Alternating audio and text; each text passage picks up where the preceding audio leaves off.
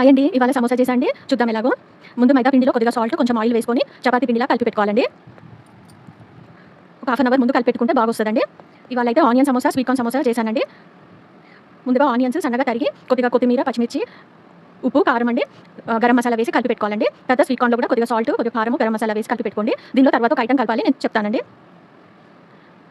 ఇప్పుడు కొద్దిగా ఒక గిన్నెలో కొంచెం మైదా పిండి తీసుకొని పేస్ట్ లాగా చేసి పెట్టుకోవాలండి. మనం సమోసాలని జాయిన్ చేయడం కోసమని. ఇప్పుడు ఒక్కొక్క ముద్ద తీసుకొని చపాతీలాగా లేకపోతే పూరీలాగా చేసి పెట్టుకోండి. ముందు ఒక 4, 5 పెట్టుకొని మళ్ళీ ఒకదాని మీద ఒకటి వేసి మళ్ళీ ఒక చపాతీలాగా చేయాలండి. మంచిగా ప్రెస్ చేసుకోవాలి. చేసుకొని చపాతీ పెనం పైన లైట్గా ఫ్రై చేయాలండి.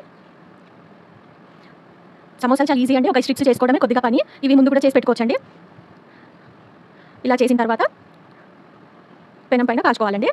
కొద్దిగా లైట్గా అటు ఇటు కాల్చుకుంటే అవి ఒకటి ఊడొచ్చేస్తాయండి. ఇలా ఈ పద్ధతిలో అయితే స్ట్రిప్స్ కొంచెం సన్నగా వస్తాయండి, లేకపోతే లావుగా వస్తాయి. లేకపోతే మీరు ఒక్కొక్కటి కూడా పూరిలాగా సన్నగా చేసుకోవచ్చు. ఇలా వచ్చేస్తాయండి. చాలా వేడిగా ఉండేను తీసేప్పుడు. ఇప్పుడు ఒకదానిపైన ఒకటి మళ్ళీ అన్ని పెట్టుకొని ఎడ్జెస్ని కట్ చేయాలండి, మన స్ట్రిప్స్ షేప్ రావడం కోసం. ఇలా చేసిన తర్వాత ఈ ముక్కలన్నీ వేస్ట్ ఏం కావండి. వాటిని నూనెలో కాల్చుకొని మన స్టఫింగ్లో కలుపుకోవచ్చండి, బాగుంటుంది టేస్ట్ కూడా. ఇప్పుడు ఇలా సమోసా స్ట్రిప్స్లా కట్ చేసుకుంటే ఒక 10, 20 వచ్చేస్తాయండి. వీటిని ఆయిల్లో వేడి కాల్చుకొని ఫ్రై చేసుకొని స్టఫింగ్లో కలిపేసేయండి. చాలా బాగుంటాయండి, ఒకసారి ట్రై చేయండి తప్పకుండా. ఇప్పుడు ఒక స్ట్రిప్ తీసుకొని ఇలా మధ్యలో చూపిస్తున్నట్టు మైదా పిండి పేస్ట్ని పెట్టేసి ఒక సైడ్ ఫోల్డ్ చేయండి. తర్వాత ఇంకో సైడ్ పైన పేస్ట్ని రుద్దేసి ఇది కూడా ఫోల్డ్ చేయండి. చేస్తే స్టఫింగ్ బయటికి రాకుండా బాగా వస్తాయి.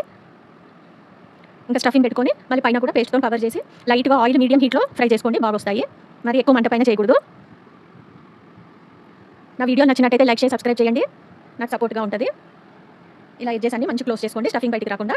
ఇప్పుడు లైట్ హీట్ పైన ఫ్రై చేసుకుంటే సమోసా రెడీ అండి. చాలా బాగా వచ్చాయి, ఒకసారి ట్రై చేయండి. ఎలా వచ్చిందో కామెంట్ చేయండి.